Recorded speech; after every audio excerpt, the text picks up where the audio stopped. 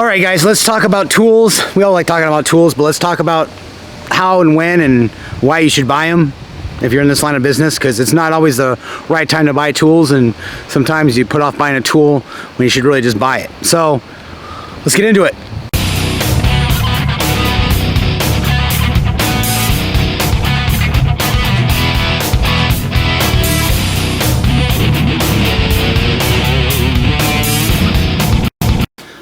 Alright guys, so tools, when to buy them, how to buy them, when you should and shouldn't buy them.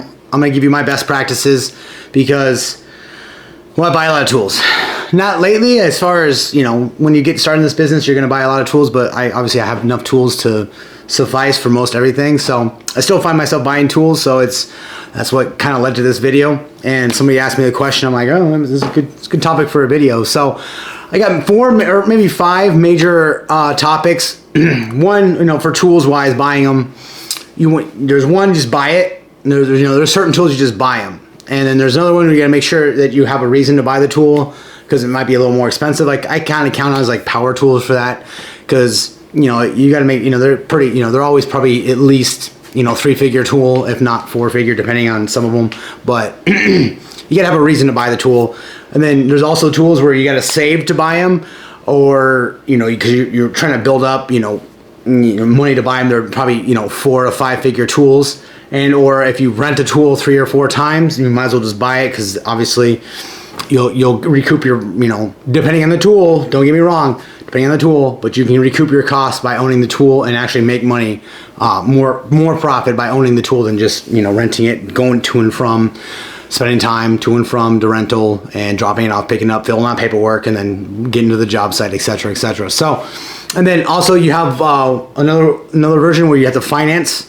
Like if it's a big ass, it's a 5 to 6-figure tool, you're probably gonna finance it, and then you're gonna have to make sure you have work for it, and it has to pay for itself all the time, and you got to keep that tool making money for you. So let's get into the first one. The tools that I just buy, and I tell everybody just to buy: hand tools, things that you need right away. Just buy them.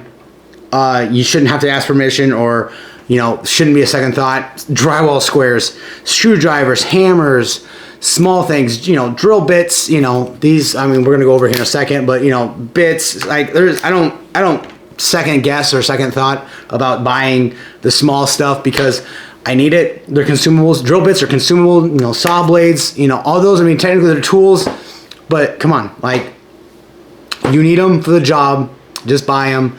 I don't even second guess anything. So there's certain things, smaller, even small impacts. I honestly, an impact, a drill, those are tools you should just buy. If you don't have them, what do you this video might be a little too much for you, because just buy them because you need them. And there's certain things, I'm not gonna lie, there's certain tools that I just buy because do I really need it? No, but it'd be nice to have it, and just buy it. Now I will go into a little more.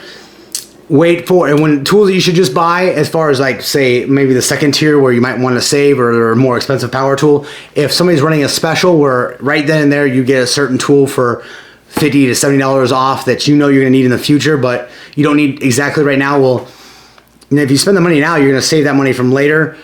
I always do it. A big I'll get these out of the way real quick. A big example of that is this light. I have 3 or 4 of these lights. These ones right here, these little tripod rocket lights. These ones right here.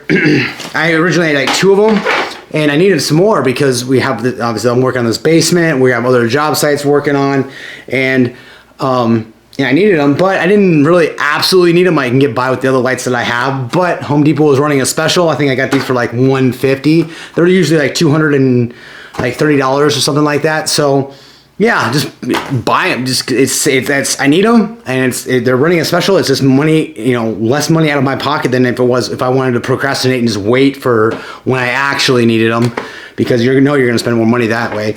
And I will say, you got to be smart with your tool purchases, because this rocket light is great. I like it. It's $160 or so at Home Depot. Milwaukee has a different version of this light that has like the 3 LEDs that twist. And that one's almost close to like $400. And for my money, I can get 2 of these and still save less money. And these can be in separate rooms, completely separate rooms if I want to, separate job locations. For me, my money is well spent on a smart tool purchase over the fancy dancy high speed light that Milwaukee offers. It's still one location. Granted, I can point lights in different directions, but it's only one room, so I can have 2 separate lights in 2 separate rooms for the less money than that one tool. So keep in mind, you be a smart consumer. Do your research. Yeah, Milwaukee makes cheaper impacts, but I mean, come on, the fuel brushless is the professional grade. And that's what you should be buying. So, and again, and another one is impacts. I have probably 10 impacts, 1/4 inch impacts. This is the Gen 3. I love these. I have like 6 of these things. These are fantastic. I do have a new Gen 4 that I'm testing out for the channel. Well, I bought this tool, you guys can see, and I'm testing it out. I'll have a review on it. Obviously, they're fantastic. They're both tools are great. This one actually has a little upgraded light system, which is fantastic. I'm glad Milwaukee's getting on that bolt right there for those lights. But that was I wanted the tool. I wanted to test it out. I do have a use for it. Do I need it? No, but it's nice to have it, and plus it's content for the channel.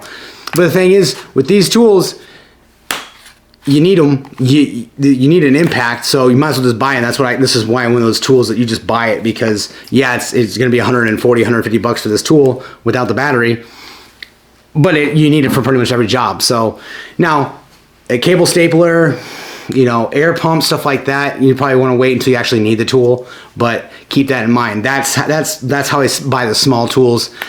All right, so second part is making sure that you have work for the tool that you're buying. That doesn't necessarily mean you need to save up for the tool, like would be my third category. But like say a whole hog or a bigger, like a more professional grade tool, if you're a homeowner or if you're just a handyman who only does the work maybe once or twice a month, like say a whole hog, you can get by with a hammer drill.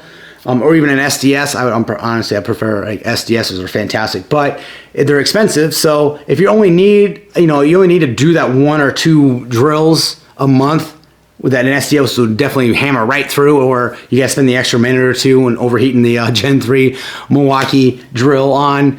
Might as well just, spend an extra minute. You're not gonna get the return on investment. So, but if you are a professional and it makes your life so much easier, it's a no-brainer. Just buy the tool. You're going to make your money back in time saved, if not exact, the exact job being done in a professional manner. It just makes your life easier. Plus the peace of mind. You have that tool. You don't dread having to sit there for a minute and a half trying to get through a wall or get through a stud or whatever it is. So that would be, that would be my second grade of buying tools.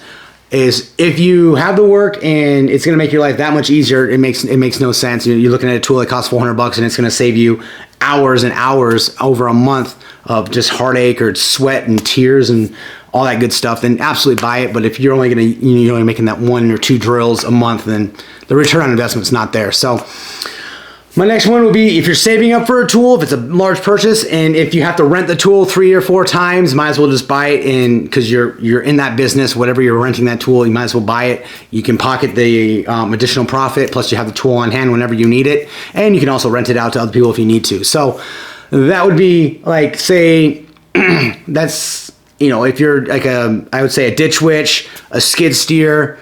If you're renting, that's the reason why I didn't buy a skid steer, because I don't rent them out very much, and I also have a guy who actually has the exact skid steer I was going to buy, and I can just pay him to do the work, sub it out, and he's been very reliable, and I don't have to incur that cost. So like, it'd be nice to have a great brand new, Kubota skid steer or whatever I need, a mini excavator, but if I don't have to incur that 5-6 figure cost and I can pay somebody to do it, not have that insurance, not have to pay for that storage, that's the way it just makes it. The tool guy in me wants the tools, but the business guy is like, hey, listen, it's not a smart decision. Just pay him to do the work. He has all the tools and equipment already. I don't have to pay for it. I can just write a check and it makes my life just easier. So it makes absolute sense. But for you, if you're renting the tool and you're going, back and forth to the, rental place, renting it, it might make sense for you. You should just go ahead and you might even finance it and buy the tool, buy the machine, just so you have it on hand, because you're going to be using it every day or multiple times a week, making money. And that's where I stand on those kind of tools. You're going to obviously, and this goes without saying, you're going to need a vehicle, you're going to need whatever, trailer or van, whatever you have for it. It just makes sense if you need to actually have those tools on hand to do the work you want to do. So you know, keep within budget, but make a bit sound business decision. Now, there is something to be said about renting tools. It's nice. You can rent it. You don't have to do any of the maintenance on it. If it breaks, you just take it back. And hey, as long as it wasn't, you know, vandalized or anything like that, you're not on the hook for it. I will say that it's nice not being on the hook for, you know, machinery maintenance, all that kind of stuff, you know, to and from. You can get away with that. That's why that's the part of the process of renting is it's not your machine. Yeah, you don't own it, but also you're not responsible for it, kind of thing. So very nice. That's those are the three ones. I would say my last one will be financing a tool. Now that would be for larger projects. Like I financed the dump trailer, obviously my truck. You know, I would finance a skid steer. I would finance a mini excavator if I needed to, all that kind of stuff. But I need the truck. I definitely need the dump trailer. I have works lined up for months, if not years, with that dump trailer, and obviously the truck too. And if I had work lined up for a skid steer, or I might even still, you know, SkyTrack was still on the. We might be doing a SkyTrack pretty soon because I have work lined up that I need a SkyTrack for a long time. So. That makes sense. If I got the work lined up for it and I've got deposits in hand, I can either make a chunk, you know, payment on it, down payment, and then finance the rest of it.